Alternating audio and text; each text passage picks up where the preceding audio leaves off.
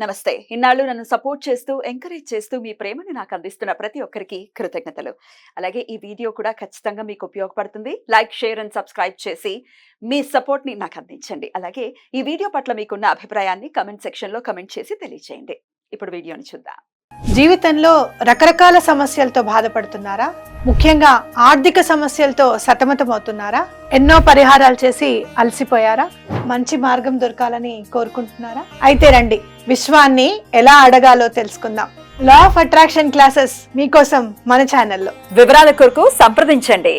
నమస్తే, welcome to our channel. నేను పద్మిని. ప్రస్తుతం పాటు ప్రముఖ ఆధ్యాత్మికవేత్త, astrologer, life coach, Bala Tripura Sundari ఉపాసకురాలు శ్రీమతి సుధా గారు మనతో పాటు ఉన్నారు. మాట్లాడదాం. నమస్కారం అండి. నమస్కారం పద్మిని. బాగున్నారా సుధా గారు? ఫైన్, మీరు ఎలా ఉన్నారు? నేను బాగున్నాను. సుధా గారు, లక్ష్మీ యోగం మాకు కలగాలి అని కోరుకోని వాళ్ళు ఎవరైనా ఉన్నారంటే వాళ్ళు ఏ అవధూతలో అయి ఉంటారు. అంతే అంతే కదా. అది కూడా Lakshmi. Spirituality is also Lakshmi.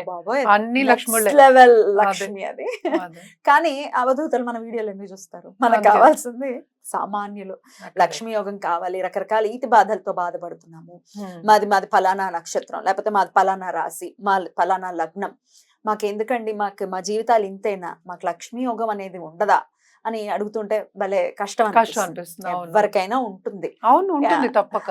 ఎలా తెలుసుకోవాలి? ఒకవేళ ఏదైనా బ్లాకేజ్ ఉంటే దాన్ని ఎట్లా క్లియర్ చేసుకోవాలి? తప్పక నాకు ఒక్కసారి వివరిస్తారా? తప్పక మాట్లాడదాం. లక్ష్మీ యోగాలు అనేది నువ్వు అన్నట్టు కొద్ది గొప్ప అందరి జాతకాల్లోనూ ఉంటుంది. ఫస్ట్ థింగ్ అదే. ఎందుకంటే అందరు సంపాదించుకుంటున్నారు ఈ కాలంలో.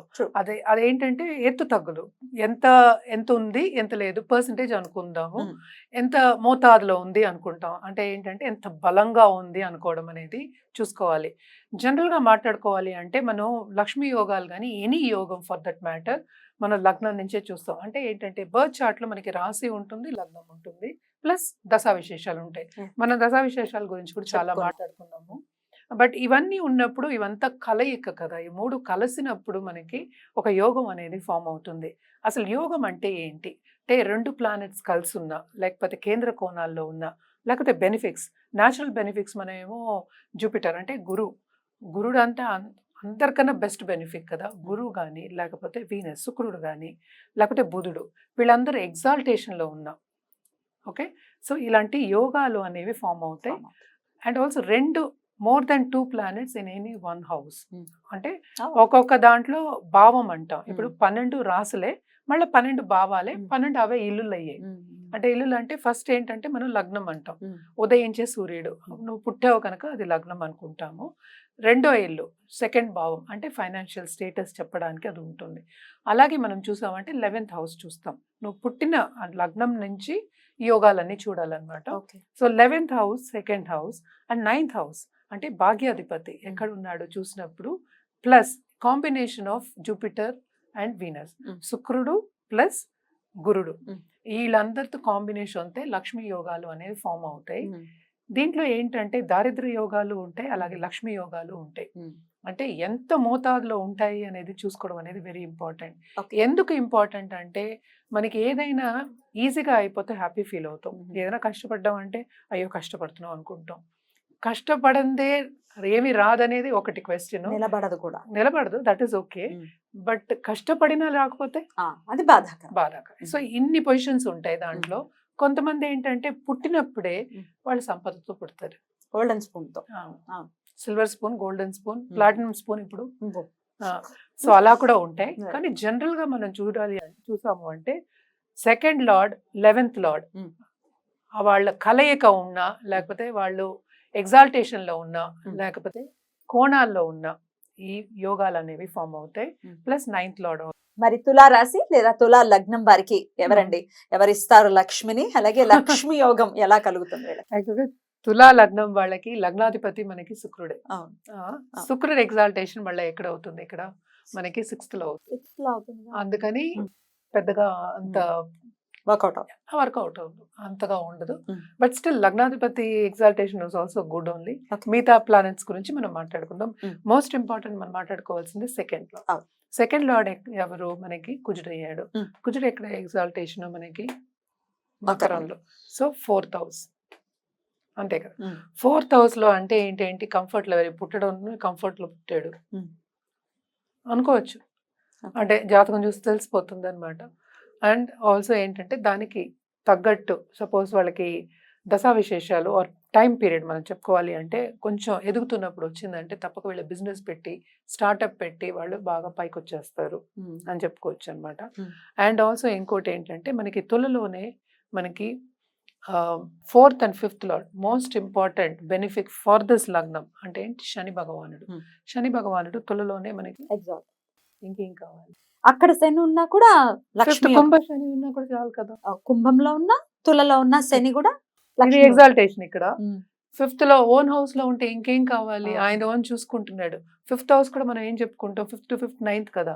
ఆయన లార్డ్ కూర్చున్నట్టు ఒక చోట అంటే ఏంటి, అది ఎక్స్పాండ్ అవుతుంది అంటే మనకి డబ్బు అనేది ఉంటుంది, సంపద అనేది ఉంటుంది. మోస్ట్ ఇంపార్టెంట్ చదువులో బాగా పైకి వస్తారు.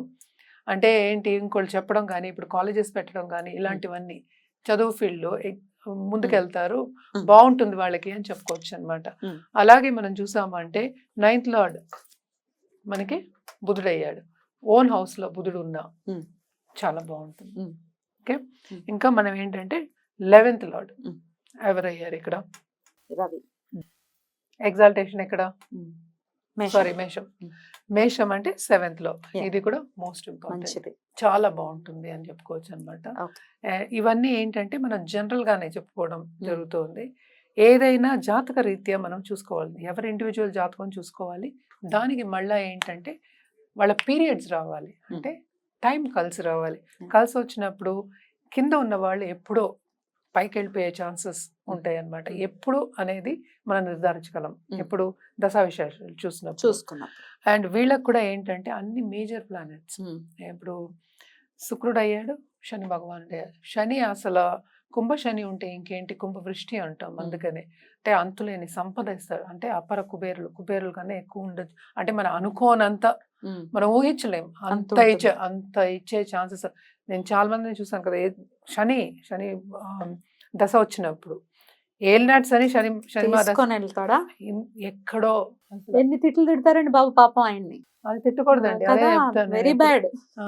సో ఎప్పటికైనా అన్ని గ్రహాలు మంచివే అన్నమాట. అంటే ఏంటి, మన లైఫ్ అంటే ఏంటని నేర్పకూడదని ఎవరన్నా అనుకుంటాం, మనకి లైఫ్ అంటే తెలియాలి మనకు కూడా.